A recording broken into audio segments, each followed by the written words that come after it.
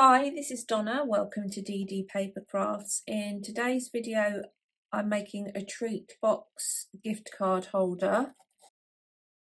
So we have a treat box in the top, like so, which you can access from the top or the bottom. And then we have a gift card holder at the back. As you can see, I've added some dimension onto the top of the box. You could add an aperture into this section, for instance. The spine of the outer cover does have an additional 1/4 of an inch section, top and bottom. You can reduce that, of course, if you so wish, if you don't think you need it to be that wide. And you may want to do that in particular if you're just going to add an aperture into here. The gift card holder, I've just created a simple pocket. If you have a gift card die, you could add that into the pattern paper section, or indeed you might want to create a mini envelope. So let's put the box together. I'll give you the measurements for all of the pieces up front. So we have the tray, which is 5 inches times 7.5. Along the short side, score at 1 and 4, rotate, and on the long side, score at 1, 2, and 6.5. The cardstock for the wrap will be 8 5/8 times 4.5. Along the long side, score at half, and then we want to score at 3.5 plus a 1/16. So I'm going to make a pencil mark on the top of the cardstock where that is. So that's the downward notch to the right of 3.5, and then move that along to the next track. Move the piece back so it's butted back up against the cardstock and score at 4 5/8 and 7 5/8. For the cover, you'll need a piece which is 8 by 4.5.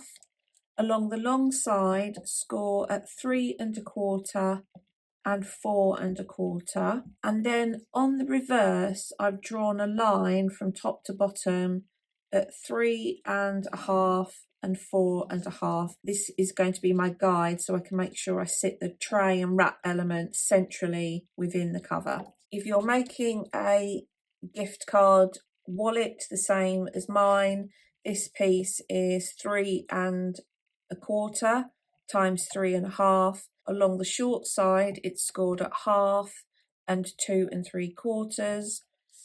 And on the long side, it's scored at half. And then I've just added a finger notch into the top. But you may be putting an envelope or some other method to hold your gift card into place. So this is just an option. We'll start with a tray, and this one has a reinforced front. Fold and burnish along all of the score lines. Take your scissors. We'll start at the end that's just got the 1 inch section at the bottom. We're going to cut up the vertical to the horizontal on the left and do the same on the right.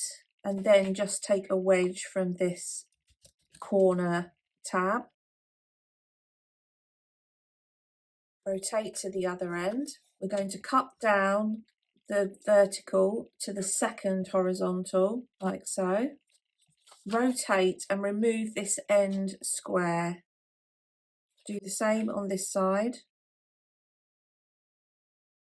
And then take a wedge from the glue tab. Now, before we stick the box together, I'm going to put the tray into its format that it would be when it was glued. So this back panel will come up. These 2 tabs will go in, this will come up, and this will go over the top. And I want to check that this front additional reinforcement panel is going to sit nicely inside the box. So I can see that that is going to sit flat in there. I've got a little bit of bulk on this corner here. So I'm just going to go in and just shape that glue tab a little bit more.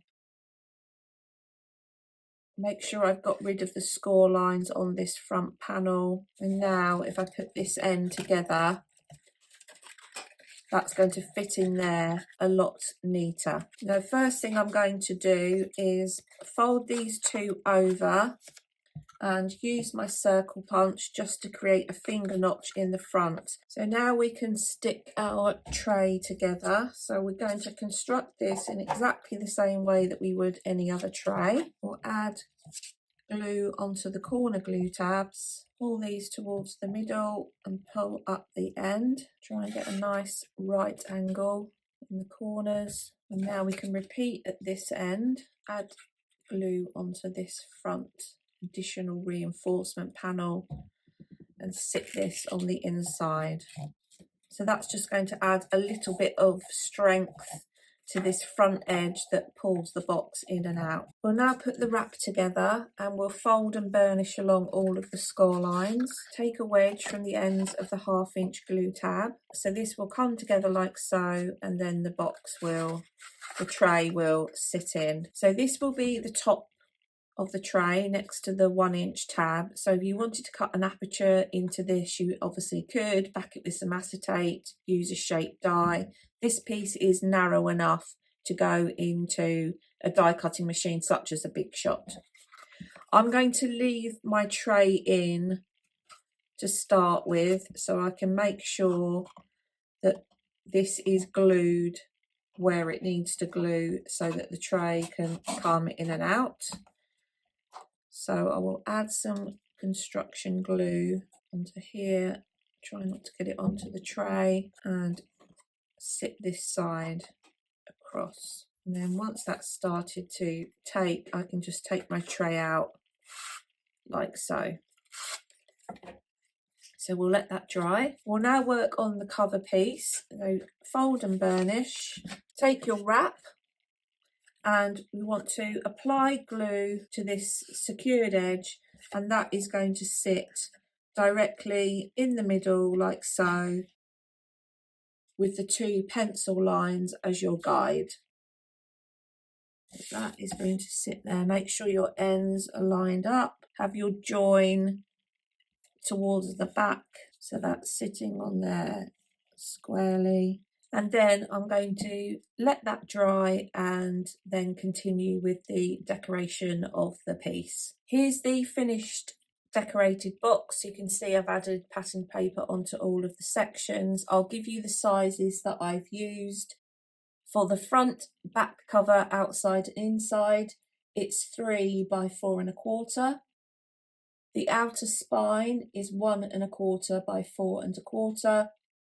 The box front and back is 2 3/4 by 4 1/4, and the spine of the box is 3/4 by 4 1/4. And I've added the gift card pocket onto the inside of the back cover. And I have just added some ribbon behind the inside cover so that the piece can be tied at the side. So there we have today's project. A simple but effective treat and gift card holder. I hope you've enjoyed today's video. If you haven't done so already, please consider subscribing to the channel, and until next time, thanks for watching.